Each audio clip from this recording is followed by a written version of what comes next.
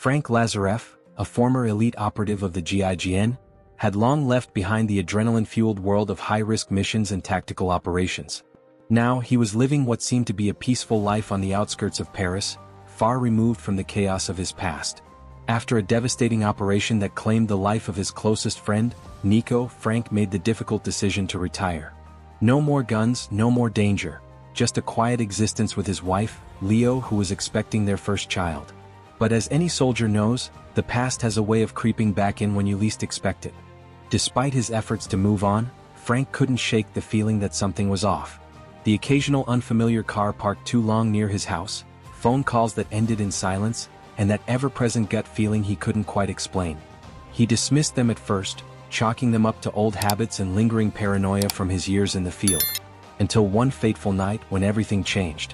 It started with the rain, heavy and relentless, pounding against the roof as Franck stirred in his sleep.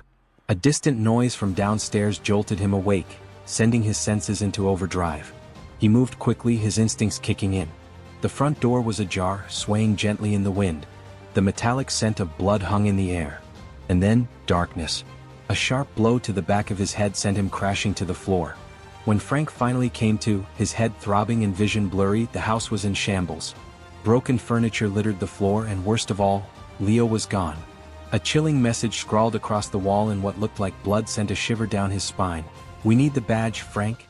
Franck knew exactly what they were after. That badge wasn't just a symbol of his time in GIGN. It was the key to something far more dangerous. Years ago, during a mission gone wrong, the badge had been stained with the blood of Salim Lakdawi, a man they thought was dead. But evidence suggested otherwise. Salim was a ghost from Franck's past, and now that past had come knocking. Desperation and fury surged through him as he scrambled for answers.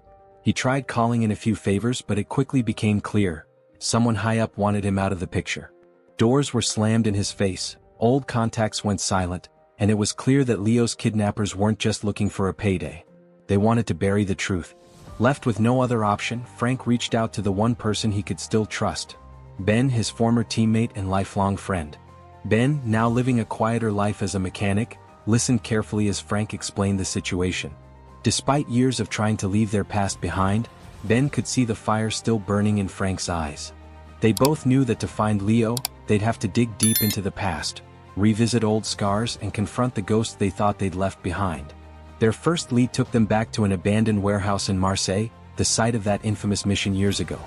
As they picked through the ruins, Franck found something he'd overlooked back then, a hidden compartment beneath the floorboards.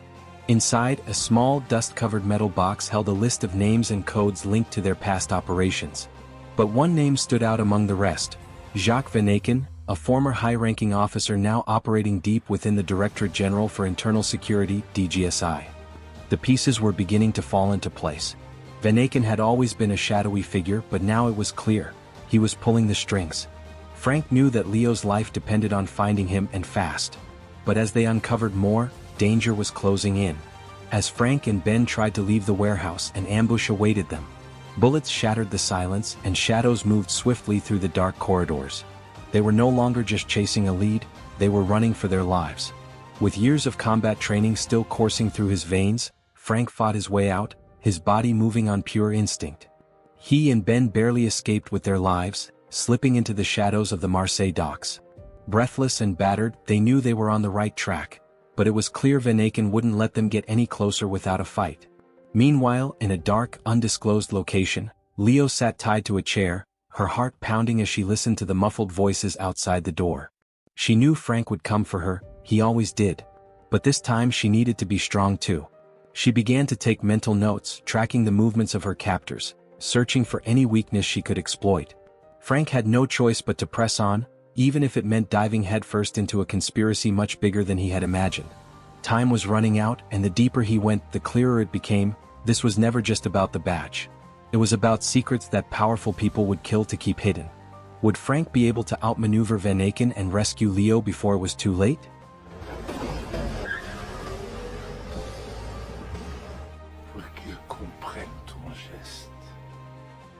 With the clock ticking and Leo's life hanging in the balance, Franck and Ben pushed forward, determined to unravel the mystery surrounding Vanaken and the badge that seemed to hold so many deadly secrets.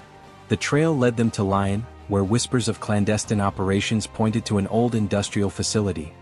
One that, on the surface, appeared abandoned but was rumored to be a hub for covert intelligence dealings. Franck could feel the weight of his past pressing down on him. Each step he took felt like retracing old wounds, a stark reminder of the mission that had gone horribly wrong years ago. Salim Lakdawi should have been a ghost, a closed chapter in his life. And yet, here he was, chasing clues that suggested Salim had survived and was at the center of something far more dangerous than Franck had ever imagined. The industrial complex was a fortress in its own right, tall fences, surveillance cameras, and armed guards patrolling its perimeter. Franck and Ben watched from a distance, analyzing every movement, looking for an opening. Inside, Leo remained captive, her sharp mind working tirelessly to piece together her captor's routines. She had noticed one of them, a man with a limp, who always seemed distracted during his rounds. It was a weakness she could exploit, but she had to bide her time. Franck, meanwhile, knew they needed more intel before making their move. They reached out to an old acquaintance, Claire, a former intelligence analyst who owed Franck a favor. Claire's network provided them with critical information. Van Aken wasn't just running a rogue operation. He was part of a larger conspiracy within the DGSI, one that involved high-profile figures and black market dealings. The badge Franck had held onto all these years wasn't just a memento of his past. It was evidence linking powerful individuals to illegal arms trades and unsanctioned military operations. Armed with this knowledge, Franck and Ben devised a plan. They would infiltrate the facility under the cover of night, bypassing the security grid using an old maintenance tunnel that Claire had uncovered. The tunnel led beneath the compound, offering a narrow but viable path inside. As they made their way through the dark, musty corridors, Franck's mind raced with thoughts of Leo. He could still picture the fear in her eyes the last time he saw her, and the thought of losing her drove him forward with an unrelenting determination.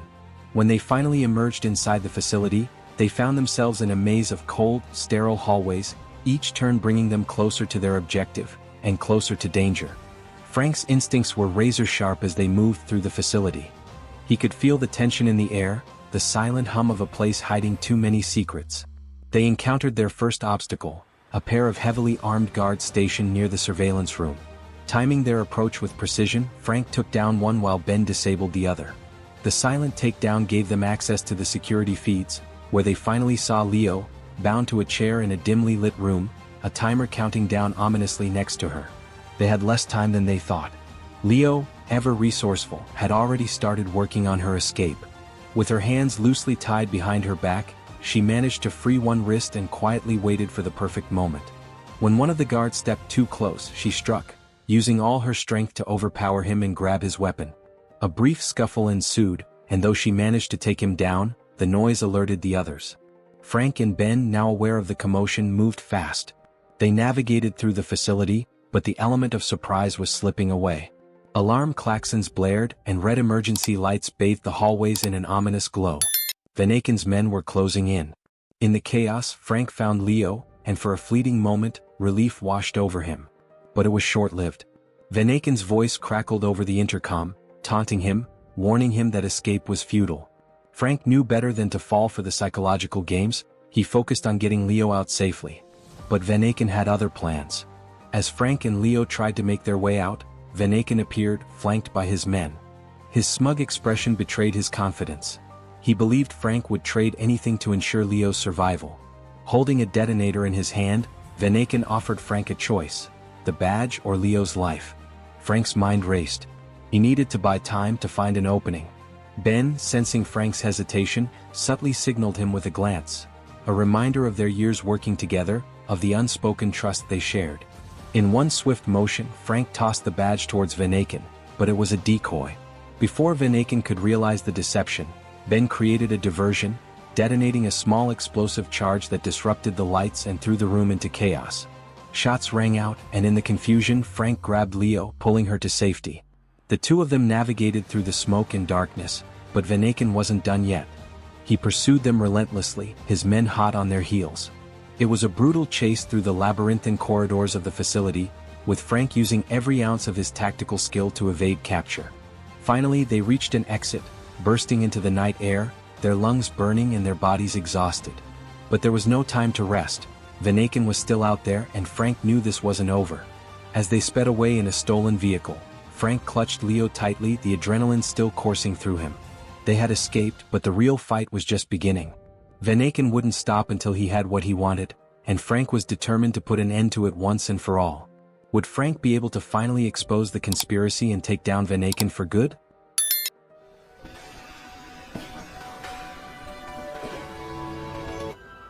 The night air was thick with tension as Franck and Leo raced away from the facility, their hearts pounding with adrenaline. Despite the narrow escape, Franck knew they were far from safe. Van Aken wouldn't give up that easily. His influence reached deep into the highest levels of government, and with the truth hanging in the balance, Franck realized they were now fugitives in their own country. As the city lights of Lyon loomed in the distance, Franck and Ben strategized their next move. They couldn't keep running forever. The only way to end this was to go on the offensive, expose the truth and bring down Van Aken before he could silence them for good. But first they needed a safe place to regroup.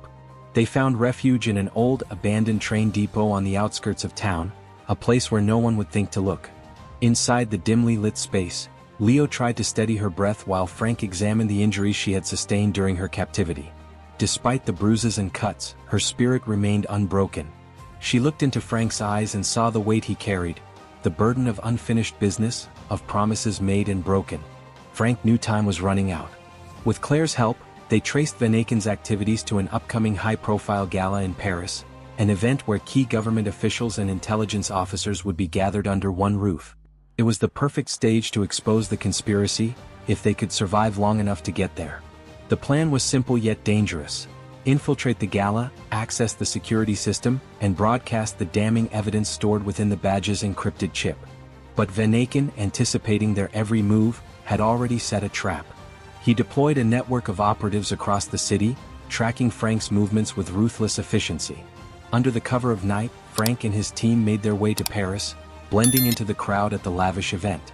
Dressed in stolen tuxedos, they slipped past security and entered the grand ballroom, where politicians and dignitaries mingled, unaware of the storm brewing beneath the surface. Franck's eyes scanned the room, searching for Van Aken. He knew the man wouldn't be far, watching and waiting for the perfect moment to strike. Leo and Ben worked quickly to access the gala's central server room, bypassing layers of security to upload the incriminating evidence. Every second felt like an eternity as Franck kept a watchful eye on the crowd, his instincts screaming that something was wrong. And then Van Aken made his move. Emerging from the shadows, he approached Franck with an unsettling calmness. "You should have stayed in the past, Franck," he said, his voice dripping with menace. Before Franck could react, a group of armed men surrounded them, their weapons concealed beneath expensive suits. But Franck had anticipated this. With a subtle signal to Ben, the lights in the ballroom flickered as the hacked security system triggered a false evacuation alarm. Panic erupted among the guests, creating the perfect distraction. In the chaos, Franck lunged at Van Aken, a fierce fight breaking out between them amidst the confusion. Their battle was brutal, years of animosity and betrayal culminating in a violent clash of fists and raw determination. Franck fought with everything he had, fueled by the need to end this once and for all. With a final, decisive blow, he sent Van Aken crashing to the floor, his once arrogant demeanor replaced with a look of utter defeat. Meanwhile, Leo and Ben successfully uploaded the files, and within moments the information was broadcasted across multiple news channels. The evidence was irrefutable. Van Aken and his network of corrupt officials were exposed for their crimes. Sirens wailed in the distance as law enforcement arrived, their loyalty now torn between duty and self-preservation. As Van Aken was dragged away in handcuffs, Franck felt the weight on his shoulders finally lift. It was over. Leo, exhausted but safe, collapsed into his arms, and for the first time in what felt like an eternity, they allowed themselves a moment of relief. In the days that followed, the scandal sent shockwaves through the nation. High-ranking officials were arrested, and the corruption within the intelligence agency was brought to light. Franck, once hunted, was now hailed as a hero, though he had no interest in the spotlight. All he wanted was to start anew, with Leo and their unborn child far from the shadows of his past. Standing on a quiet hillside overlooking the city, Franck watched the sunrise, a symbol of a new beginning. The battle had cost him dearly, but in the end he had reclaimed his life, and that, to him, was the greatest victory of all. Final thoughts. Ad Vitam, 2025, is a gripping story of redemption, resilience, and the fight for truth against overwhelming odds.